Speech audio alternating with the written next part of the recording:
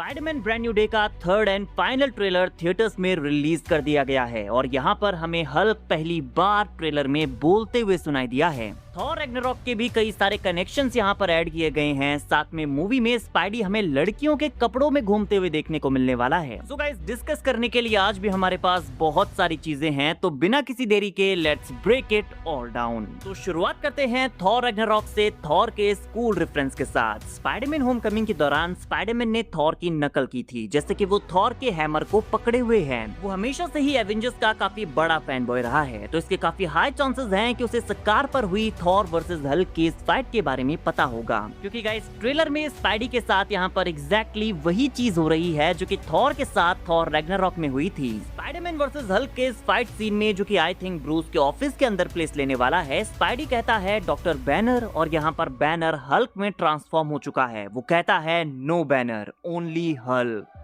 Dr. Banner? No banner, only Hulk. Guys exactly यही same line Hulk ने Thor Ragnarok में Thor से कही थी। जब इस अरीना फाइट में थॉर पहली बार हल्क से मिलता है तो उसे लगता है कि वो बैनर से बात कर रहा है, बट हल्क उससे कहता है no Banner, only Hulk. Hey, Banner! No banner, only Hulk.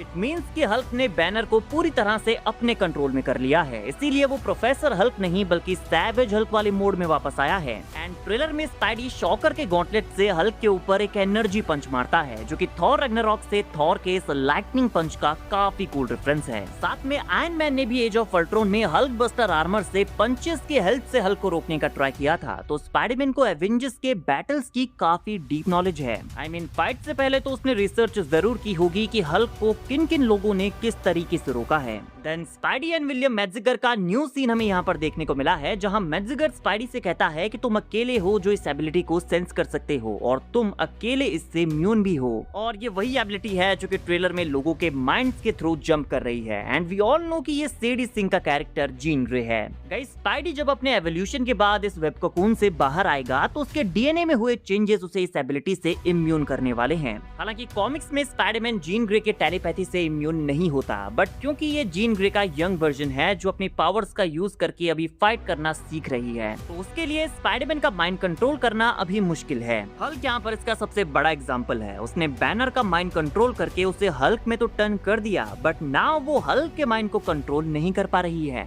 Hulk की बॉडी को यहाँ पर कोई कंट्रोल नहीं कर रहा है, ना तो ब्रूस ना तो जीन ग्रे, ओनली हल्क अब इन चार्ज है। वैसे मैं आपको बता दूं कि कॉमिक्स में भी हल्क का माइंड कंट्रोल करना बहुत ही ज्यादा डिफिकल्ट है। नो वे होम की तरह जब कॉमिक्स में डॉक्टर स्ट्रेंज स्पेल कास्ट करके सब लोगों की मेमोरीज को इरेज करता है, तो ब्रूस की मेमोरी तो यहाँ पर इरेज हो जाती है, लेकिन हल्क को अब भी सब कुछ याद होता है। एंड इसीलिए आगे जब कहानी में यहाँ हल्क पीटर पार्कर से मिलता है तो उसे याद होता है कि स्पाइडरमैन पीटर पार्कर है। एंड हम में से काफी सारे फैंस ऐसा ही कोई सीन इस मूवी में भी एक्सपेक्ट कर रहे हैं। देन गाइस, ट्रेलर से स्पाइडरमैन वर्सेस द हैंड की फाइट का न्यू सीन हमें यहाँ पर देखने को मिला है। स्पाइडी अपने फनी अंदाज में उनसे कहता है कि भाई तुम सारे एक एक करके आओ, मैं तुम सबसे एक साथ फाइट नहीं कर सकता, बट इवेंचुअली वो ऐसा करने वाला है। सारे निंजास यहाँ पर स्पाइडी के ऊपर एक साथ टूट पड़ते हैं, लेकिन अपनी इनहैंस सेंसेस एंड पावर्स का यूज करके, जो कि उसे एवोल्यूशन के बाद मिली है, वो यहाँ पर उनके वेपन्स को इजीली डॉज कर पा रहा है। फॉर एग्जाम्पल इस सीन में वो इस ब्लेड को अपनी तरफ आते हुए स्लो मोशन में देख पा रहा है। एंड इस सीन को देखकर मुझे टोबी मैगवायर के स्पाइडरमैन का ये वाला सीन याद आता है, जहाँ पर फ्लैश थॉम्पसन पीटर के ऊपर अपनी पूरी ताकत एंड स्पीड से अपने पंचेस थ्रो करता है, बट पीटर उसे स्लो मोशन में देखता है। आई नो वहाँ पर पीटर अपनी पावर्स को पहली बार एक्सपीरियंस करता है, बट ये वाला पीटर भी तो एवोल्यूशन के बाद इन इनहैंस पावर्स को पहली बार एक्सपीरियंस करेगा, तो उसके लिए ये चीजें नई होंगी, उसे सरप्राइजिंग लगेंगी। तो आप इमेजिन कर सकते हैं कि यहाँ पर स्पाइडी कितना फास्ट होगा। इनके पास यहाँ पर कुछ इलेक्ट्रिक स्वॉर्ड्स भी हैं जिससे वो स्पाइडी के ऊपर अटैक कर रहे हैं, बट अल्टीमेटली हम देखेंगे कि स्पाइडी अपने ऑर्गेनिक वेबिंग टॉर्नेडो से उन सबको ट्रैप करने वाला है। गाइस, ये वाला फाइट सीक्वेंस देखने में मजा आएगा। स्पाइडी वर्सेस पनिशर का भी न्यू सीन हमें यहाँ पर देखने को मिलता है, जहाँ पर स्पाइडी पनिशर की वैन के ऊपर होता है। ये वो टैंक चेज वाला सीन है। पनिशर स्पाइडी को डराने के लिए अपनी शॉटगन बाहर निकालता है, लेकिन स्पाइडी अपनी वेबिंग से उसे छीनकर उसी की वैन के ऊपर चिपका देता है। पनिशर हंसते हुए अपनी दूसरी शॉटगन बाहर निकालता है, लेकिन स्पाइडी इसके होल को अपनी वेबिंग से बंद कर देता है, लेकिन स्टिल पनिशर फायर करता है और स्पाइडी को दूर फेंक देता है। स्पाइडी को यहाँ पर रियलाइज होता है कि लातों के भूत बातों से नहीं मानते। वो जोरदार किक के साथ उसकी वैन के अंदर घुसता है और पनिशर को बाहर फेंक देता है। आई थिंक इस सीन से इन दोनों कैरेक्टर्स की बॉन्डिंग धीरे धीरे फॉर्म होना स्टार्ट होगी। Then guys Spidey versus Hulk का भी एक ब्रांड न्यू सीन हमें यहाँ पर देखने को मिला है, जहाँ पर हल्क बिल्डिंग के थ्रू क्लाइम करने का ट्राई कर रहा है, बट स्पाइडी यहाँ पर उसे और पूरी वॉल के अराउंड वेबिंग करके उसे वहीं पर चिपकाने का ट्राई करता है। आप यहाँ पर हल्क की बैक पर उसकी मल्टीपल वेब स्ट्रिंग्स को देख सकते हैं, बट हल्क को आप ऐसे ही थोड़ी ना रोक सकते हैं। हल्क पूरी बिल्डिंग तोड़कर ही नीचे गिर जाता है। आप यहाँ पर स्पाइडी को उसकी बैक पर बैठते हुए भी देख सकते हैं, जो कि बहुत ही ज्यादा कूल लगता है।